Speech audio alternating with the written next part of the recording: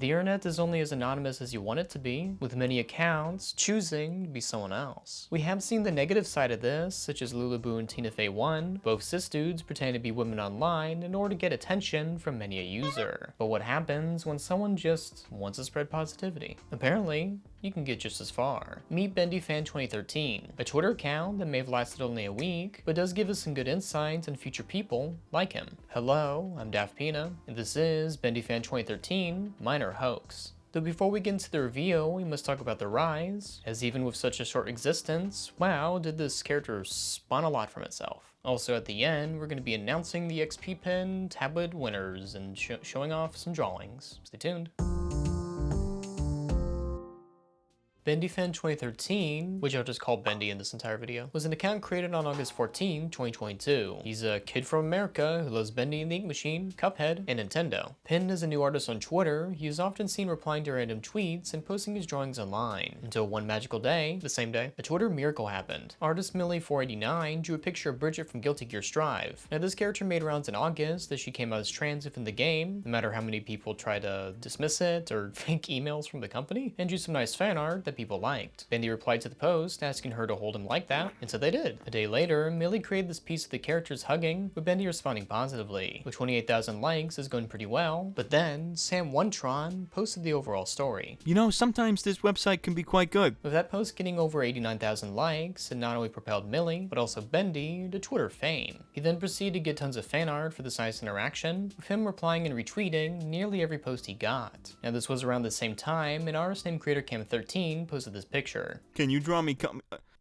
Why? So if the Bendy lore expanding, we have the good and the bad. We have someone wanting a simple hug to someone wanting, well, let's say a bit more. Though as soon as it started, the faux rivalry ended, and they became Twitter friends, all while getting a ton of fan art in the process. Now I have been focusing on Bendy for a bit, so let's take a look at his other OCs that he likes to draw. We have Sally Slime, Jacob Jester, and Little Guy, though most would gravitate towards Bendy or Sally for obvious reasons. His popularity over the week reached great heights as a few Friday Night Funkin' mods and Bendy Sonas were made. Now, there's just like a lot of them to list, so here's a Hall of Fame. The choice cuts, the choice bends. We have BendyFan 2073, who apparently is the grandson of Bendy, Bendy Hater 3102, Slenderman Fanatic 1999, and lastly, Bendy Gay 2103. Usually you need something like a TV show or a comic to create Sonas within, but this dude just got some by being on Twitter. Yeah, when can I get some JJ Sonas? You know, you can be me, but with a new hat. It was a nice change of pace, with Bendy being a nice spout of positivity from the Twitter artist community, also supporting LGBT rights as a whole, and going as far as to also include neo-pronouns in support. Basically, they're new pronouns some people prefer to use themselves. He did a short Q&A of sorts to talk about himself, such as the fact that if you ever ate Sally Slime, you'd die because she's toxic. Informative. Damn it, you know I wanted to eat her out. Wait,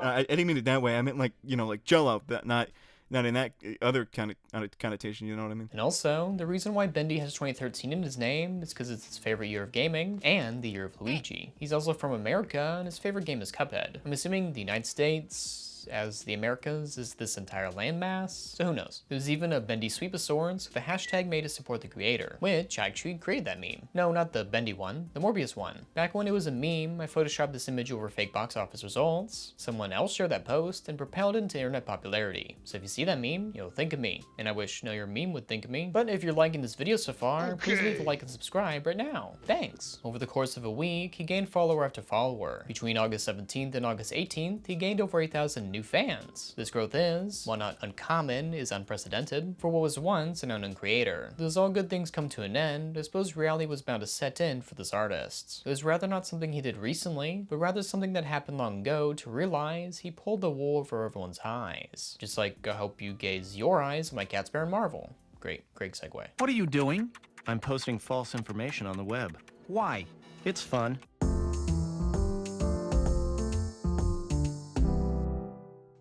By long ago, I mean the day he started his account, and then some. That was just a nice cliffhanger to like keep you engaged with the video. So, Please keep watching. I hope you liked it. It turned out, Bendy would reply to a lot of posts, no matter the content, such as the Yo Mama account asking you to smoke from a fat mama bong, replying to a post about someone wanting pussy from an autistic girl, and even responding to Secret Narc about having sex. He would also be seen retweeting porn for some reason, like when he responded to a not safe work drawing a Lopunny from Pokemon, or asking a not safe work artist to draw his OC in their style. This is also while preferring people didn't draw not safe work of his characters. Also previously putting in the bio, 18+ do not interact. But people vaguely did anyway. And it must clarify, not safe for work or NSFW is anything you wouldn't be clicking on in office or while you're being monitored, which a lot of this would fall under even if not fully nude. I mean, this account is a kid, so like, it's kinda weird, but I suppose that isn't the worst of it, as an old post resurfaced. And by resurfaced, I mean the day he made his account, a few days prior. Twitter user Darby Animates PVC said, "Why are black people so annoying?" Bendy responded with, "I don't know." and liked the posts. When this resurfaced, Bendy responded by saying he apologized once and everyone forgave him, so why are people wanting to start more drama? He clarifies that, in the past, means a few days ago, and it's all been draining for him. It may have only been 5 days, but to him, it felt like 5 years. He continues on to say that people can't seem to understand the original apology was his formal one, and asks why make another if people won't accept the original, clarifying that people can change.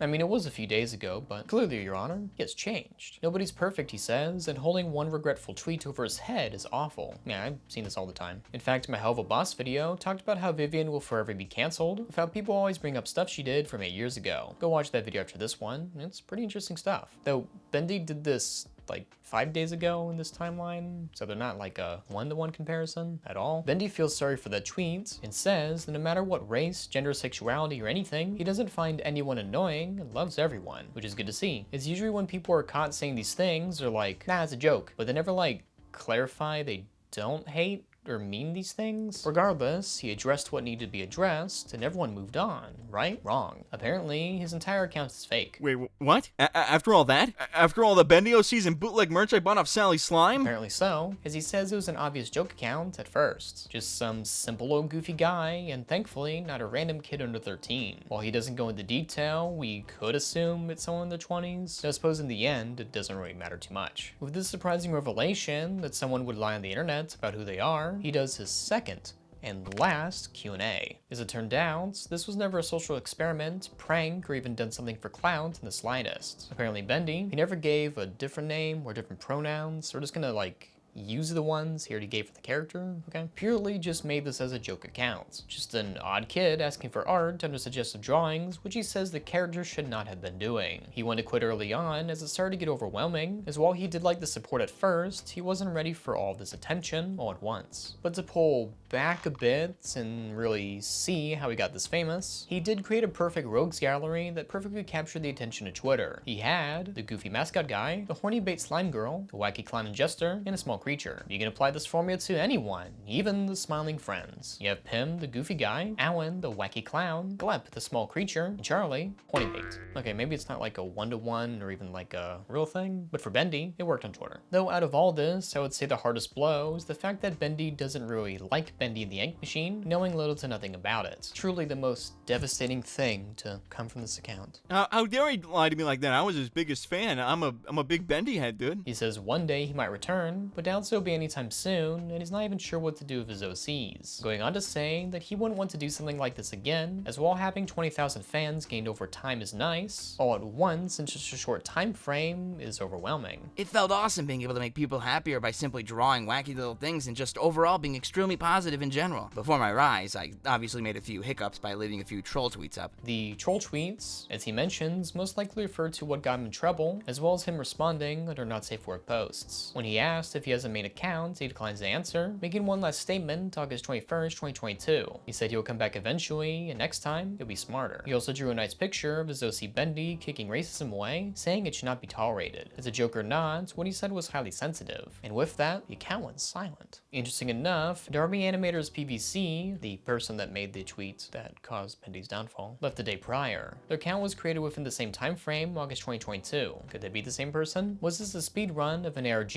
or alternate reality game? Maybe. But after the departure, people on Twitter were starting to say that they were Bendy 2013, much like Spartacus. And so with all this, what can we learn from a situation like this? As it's not too often, we see someone rise and fall so quickly.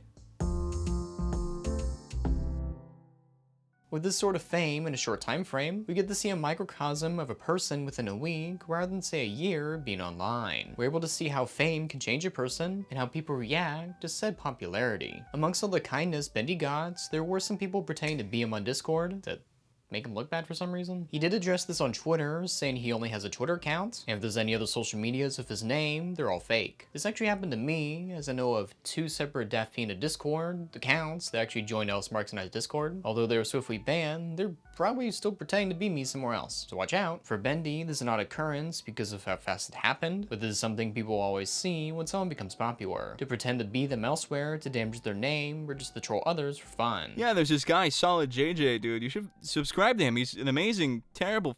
Actually, don't even subscribe. Cancel him. Destroy his channel. Find where he lives and kill him for real. This is real. This is a real threat. Do it now. Do it now. Whoever's listening, kill him. Do it. Maybe we went a bit too far with that one. After all was said and done, Twitter user Cheesy Manfredo questioned why people like this character and why people drew a ton of fan art for him, asking if it was just because they're wholesome and sincere, further stating, I think it was incredibly unfair that people projected Bendy fan as some sort of sincere avatar, all in the name of positivity. He was ratioed by NajiXQ, saying, Every time someone gets mad at Bendy fan for getting fan art, it's like abundantly clear they're mad at nobody's drawing their OCs or whatever. So let's talk about how Bendy got all this fan art. Much in the case of Morbius, a film fan base caked in ironic jokes, that is somewhat the case for Bendy. With the persona of some innocent kid on the internet, people did like his general positivity. This is also mixed with the fact he would often comment on other people's posts being nice, as well as retweeting a lot of fan art. So it became a self-sustaining cycle. Bendy likes and replies to fan art, Bendy retweets it, people see that, make fan art in hopes of a retweet, and the cycle continues. This is propelled further with the fact that Bendy would retweet so much fan art you could confuse it for a fan page rather than the actual account. So there was a high chance your nice artwork would be retweeted. There is a subsection of people who would ironically praise the character as either because the artwork is badly drawn or because of the case of Cheesy Manfredo, it's funny when people aren't in on it. Though as for the art skill, whether it's on purpose or accident, I guess it's for you to decide. Mixing that in with the general positivity encouraged the faux artist to draw more, but with all the time spent online, it could have been a detriment to the creator's health in the long term, even if all fake. A bad path this could take would be the case of former Twitter artist Puppy-chan. They took all of that positive reaction in a terrible way, causing their art to deteriorate over time while hurting many others along the way with their success on the platform. As the more you interact online, the less time you have away from your computer and the possibility of leading a healthier life. Like how I go to the gym. It's fun, gets me outside, and touching grass, I guess. And constantly responding, liking, and posting all the time, you can get addicted to those numbers. And so if you try to pursue something that doesn't get a lot of likes, is something Puppy-chan would often avoid, such as former comics often quitting after one issue. It was hard to challenge or question the choices, as they would often react negatively, though they have since left the platform for now. Though they stated they will be back soon enough. Though, in my opinion, them returning would be a detriment to everyone involved. In the long run, could Bendy have turned out different compared to Puppy-chan? Yeah. Obviously. As learning from past experiences can shape a better future for other artists on the platform, such as mutuals, speaking and talking with them before bad habits can set in. Speaking of those artists, were people only making fan art to get a bunch of likes and retweets? That can be the case for some, as we have this person getting a lot of attention, so if you made one piece of fan art for them, you would get a lot of interactions. But it's usually short-lived, as it's often not transferred to other posts the creator would make. But point back, all of this sprouted from a person just trying to be nice online. To encourage new artists to draw and to support indie endeavors is always good, so when I saw the initial support for the artist, it was sort of nice to see. There's a lot of hidden artists on Twitter, and with someone like this, if you go through the fan arts and see a nice art style you like, then hey, you found new artists you liked. Nice. I remember I bought a bunch of comic designs from Puka Noodles on Twitter, and I got a nice treasure trove of arts I never would have seen before if not purchasing random things from the sale. Tying back to Bendy, seeing all this nice fan art from various different artists is kind of the same thing as if you like the art style of one of them, hey, let's check out the rest of their works. Maybe there's cool stuff. Maybe. In the age of streaming services like HBO Max, canceling or shopping around projects, now more than ever, we should uplift and encourage people to continue their works as well as art in general. As I see a lot of people who want to go into the industry or just try try and learn the craft of art, feel completely discouraged in seeing all this negativity. So to create, support, and encourage, be it industry or indie works, it's always a good thing. Though on the note of what Bendy used to respond to in his earlier posts, he would reply to a lot of not safe for work tweets, especially if ones of his horny Beto C, that being a character drawn in a bikini and a maid outfit disrespectfully. Now, I made a whole video about how this can be trouble for a minor, noting in Sophia Samara's Patreon, there are work creeps trying to encourage them to continue to draw porn while underage. This is definitely something to push against and not encourage, so if you see a minor on Twitter, try and say, "Oh, it's not really an SFW, it's covered." Or, "People are being paranoid, I'm fine." you as the adult should block and not engage with them. Though for the examples I've shown, the artist most likely didn't see Bendy responding, so don't go after them for not knowing. While as stated before, it's always good to encourage people to draw and improve their craft, if you get into the territory of internet safety, there must be a line drawn somewhere, and it should be there. There were a few fan arts of Sally Slime that probably shouldn't have been drawn or shown to Bendy if he was actually 13, but it was mainly brushed off because Their OC is in a bikini and everybody wears that, so that's a problem. for the Bendy Twitter account, not much really happened when he retweeted and commented under porn, apart from people just making fun of him. So if not for the old tweet that was found, the ending could have been a lot more different, or even just letting him continue this sort of behavior could have made matters worse in the long run. As if Bendy was a real person, this could have turned sour fast, and you would have another Twitter sex pest to deal with because they didn't learn boundaries at a younger age. Something in which the person behind Bendy acknowledges, stating this character should not have done that in the first place, even if they joke account. This Twitter LARP was doomed from the start, however, considering it was never anything more than a joke. No plan or timeline of what to do with the character, and with the foundation of being someone who is either a potential sex pest or edgy meme person, it was gonna crumble eventually. If he hadn't made these prior tweets, then perhaps the account could have gone on longer, but with how it came to an end, perhaps that was the best result for the person behind the bend. With the reveal coming after the racist tweet apology, it gave a natural out for the creator, so people wouldn't get too attached. If the character lasted a month, or even say a year, to break off the illusion might have caused more of an impact, and be more devastating, to say the least. So unlike people like Lulu Boo or Tina Fey 1, the LARP was not made out of malice or tricking people for any gain, far from it. With no donation links or even a promotion of a main account, he just dipped without a scam. Not even one crypto scam, please. Just one. I have a lot of money to burn after I sold that Luna plush. It came back. The Luna's back. This is in continuity now. This is Daft Peanut continuity. I have a... Damn it. Sorry, JJ, I guess you gotta put that money in a Roth IRA or retirement fund. Damn it. I wasn't expecting fiscal responsibility in this video. Although Bendy says that he'll come back eventually, part of me doesn't want him to. Not because he tricked people about his character, that he was annoying, but rather just because it was a nice small experience. To see a lot of people support this up-and-coming creator was something hardly seen on the platform. The idea of having these characters be non-human made it easier to get attached to as a broad audience appeal. There were no assumptions or anything regarding of who they were, we just knew them as someone named Bendy Fan 2013. It was just someone who liked to draw and play Bending the Ink Machine. Though his drawings were bad, we all start somewhere, and much like Spider-Man, Bendy could have been any who and anyone. I suppose Twitter needed someone like Bendy, but wasn't someone they deserved, even if it was a false reality. The dream may be dead, but long live Bendy Fan 2013 and what they stood for. Whatever that was, I guess. Be nice to people? Yeah, let's go with that one.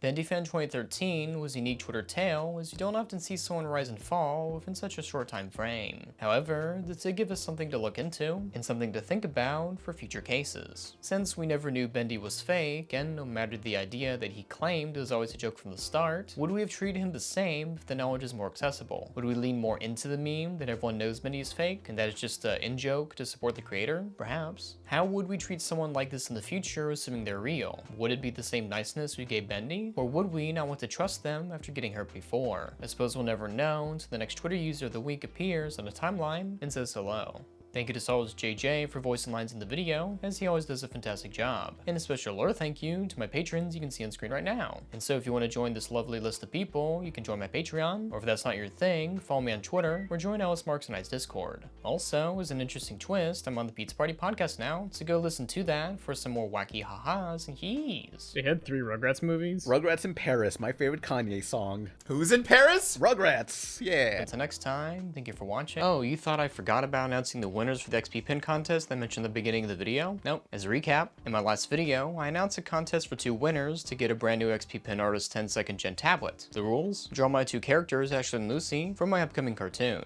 Needless to say, we had a lot of wonderful submissions, so before I show off the winners, let's have a quick showcase of everyone and some nice music by Crystal Claude Plays.